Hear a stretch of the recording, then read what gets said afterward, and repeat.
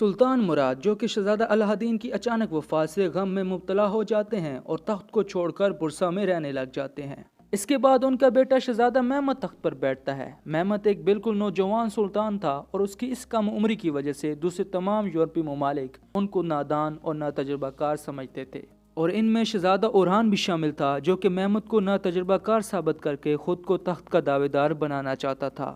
لیکن حقیقت مختلف تھی۔ شہزادہ مہمد جنگ میں مختلف نئے قسم کے ویپنز اور تدابیر کے ساتھ اورہان کو جنگ میں شکست دے دیتا ہے اور ثابت کرتا ہے کہ وہ نوجوان تو ہے لیکن نادان نہیں ہے۔ دوسری طرف اورہان جنگ ہارنے کے بعد بھاگ جاتا ہے اور بیزنطین حکومت کی پناہ گاہ میں دوبارہ چھپ جاتا ہے اور کسی دوسرے موقع کا انتظار کرتا ہے۔ اب سلطان مہمد جنگ جیتنے کے بعد ایک اور بڑا خواب دیکھنا شروع کر دیتا ہے، اور وہ خواب آپ سب کو پتہ ہے۔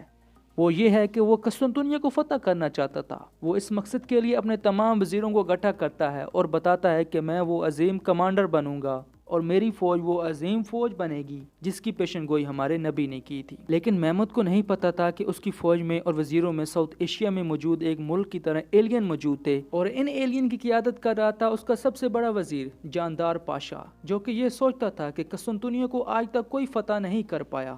تو ہم کس کھیت کی مولی ہیں، اور اگر ہم نے یہ جنگ شروع کی تو ہمارا سارا خزانہ اس میں خرچ ہو جائے گا اور ہم اپنے توندے بڑی نہیں کر پائیں گے۔ اس لیے جاندار پاشا اب سلطان مہمد کو نہ تجربہ کار ثابت کرنا چاہتا تھا اور سلطان مہمد کے والد سلطان مراد کو دوبارہ تخت پر لانا چاہتا تھا۔ دوسری طرف مہمد وزیر خزانہ کو کہتا ہے کہ جنگ میں جتنا خرچ آتا ہے وہ اس کا حساب کتاب مہمد کو دے، اور وزیر خزانہ اس کام پر شروع ہو جاتا ہے۔ لیکن پاشا جاندار اپنے اختیارات کا غلط استعمال کر کے وزیر خزانہ کو حساب خراب کرنے کا کہتا ہے، اور وزیر خزانہ یہ کر دیتا ہے، اور پھر جب مہمد کے سامنے حساب پیش کیا جاتا ہے تو مہمد حیران رہ جاتا ہے کہ اس کا خزانہ تو بالکل خالی ہے۔ اس لیے وہ وزیر خزانہ سے اس کی وجہ پوچھتا ہے، لیکن وزیر خزانہ جاندار پاشا کی چال کے مطابق مہمد کو کچھ تجاویز بتاتا ہے کہ ہم اس کو کنٹرول کر سکتے ہیں اور جنگ پر جا سکتے ہیں، اور ان تجاویز میں ایک یہ تھی کہ سونے کے سکوں کا سائز کم کر دیا جائے جس سے ہم کم سونے سے زیادہ سکے بنا سکتے ہیں، اور مہمد اس کو کرنے کا حکم دے دیتا ہے۔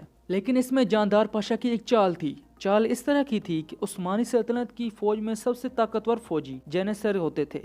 اور ان کی ٹریننگ اور خوراک پر بہت زیادہ سونا خرچ ہوتا تھا۔ تو پھر یوں ہوتا ہے کہ فوج میں سے کوئی بازار سے کچھ خریدتا ہے تو بیچنے والا زیادہ سونے کے سکوں کا مطالبہ کرتا ہے، کیونکہ اب سکوں کا سائز کم ہو گیا ہے اور ان میں سونا کم ہے، اس لیے فوج کو زیادہ سکے دینے پڑتے تھے۔ اور ان کا جو آرمی چیف ہوتا ہے وہ جاندار پاشا کے کہنے پر عثمانی سلطنت کے دارالحکومت پر حملہ کر دیتا ہے اور لوگوں کو مار دیتا ہے اور سب کچھ لوٹ کر چلا جاتا ہے۔ مہمد کو جب خبر ملتی ہے تو مہمد اپنی باقی فوج جو کہ اس سے وفادار ہوتی ہے اس کو جنگ کے لیے بلواتا ہے۔ دوسری طرف جاندار پاشا اپنے پلان کے مطابق سلطان مراد خان کے پاس برسا پہنچتا ہے اور اس کو تمام صورتحال سے آگاہ کرتا ہے۔ مہمد کی فوج اور جینیسر کی فوج میدان میں آمنے سامنے موجود ہوتی ہے۔ مہمد ان کو بغاوت چھوڑ کر سر جھکانے کے لیے کہتا ہے، لیکن اچانک یہ کیا ہوتا ہے کہ جینیسر کا آرمی چیف اعلان کرتا ہے کہ دستور سلطان مراد خان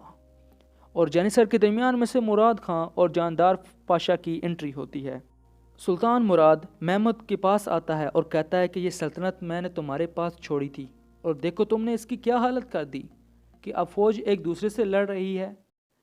مہمد اپنی تلوار نیام سے باہر نکال لیتا ہے اور آنکھوں میں نمی لیے اپنی تلوار اور سر سلطان مراد خان کے سامنے جھکا دیتا ہے، اور یہاں پر ایپیسوڈ نمبر 1 کا اینڈ ہوتا ہے۔ اس کے علاوہ سلطان مہمد کے ہونے والی بیوی کو دکھایا جاتا ہے، مراد خان کی تیسری بیوی کو دکھایا جاتا ہے جو کہ سلطان مہمد کے لیے آگے آنے والے وقت میں پریشانی کا باعث بنے گی، اور اس نے ابھی کے لیے سلطان مہمد کی امی کو زہر دینے کی کوشش کی لیکن ناکام رہی۔ تو اس ویڈیو میں بس اتنا ہی، بائے۔